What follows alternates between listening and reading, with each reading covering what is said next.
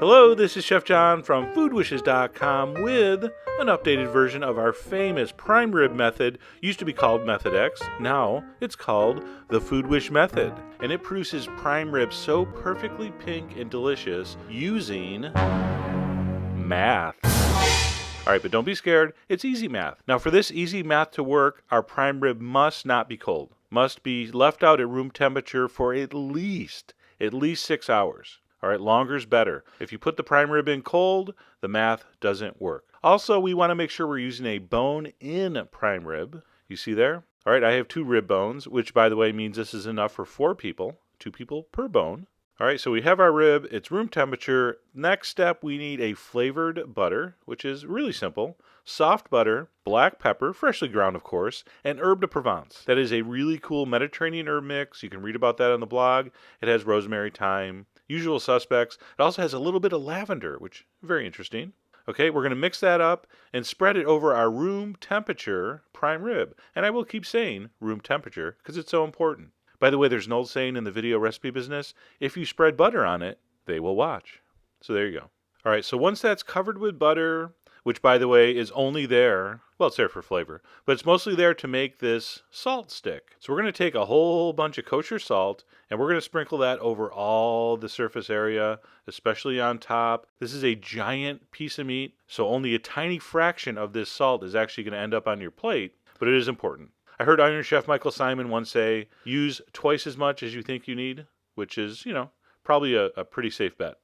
All right, so our room temperature prime rib is buttered, it's seasoned, and now we have to preheat the oven to 500 degrees.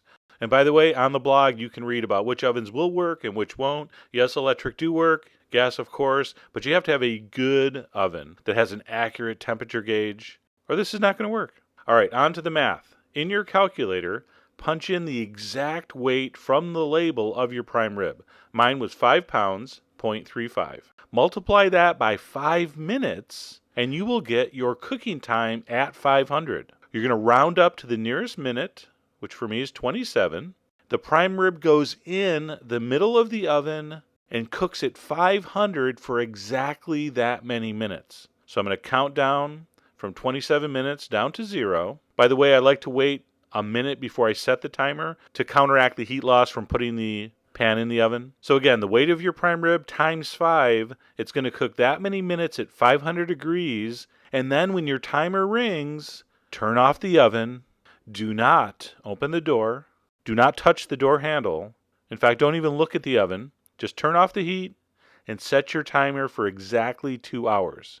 And what's going to happen, that surface has been seared at 500 degrees and there's a lot of heat in that oven, and it's going to slowly, over the next 2 hours, it's going to slowly cook through the rest of the meat to a perfect pink doneness. It's in some kind of magical sweet spot between rare and medium rare, where I personally think prime rib should be eaten.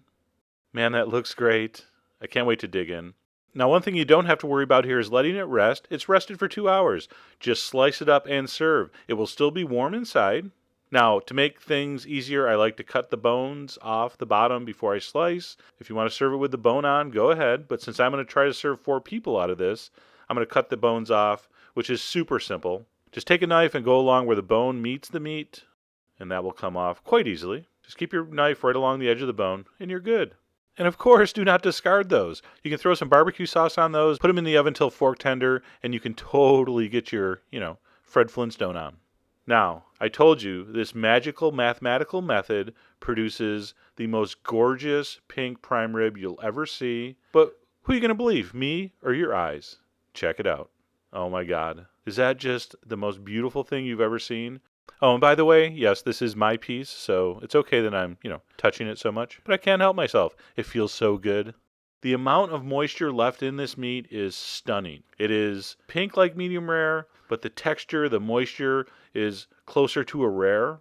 It's just amazing. I mean, you can see there with the light from the window coming in how it's glistening. Now, because this is just warm, make sure you use heated plates. All right, you want warm plates. You want to make sure your au jus is very hot, boiling hot. You see that there in the ramekin. I will demo that in another video very soon. And there you go. Beautiful, classic, perfectly pink prime rib using the Food Wish method. I hope you give that a try. If you like your prime rib cooked like this is the best method. I hope you give it a try. All the ingredients are on the site, plus a ton more information. So go check it out. And as always, enjoy.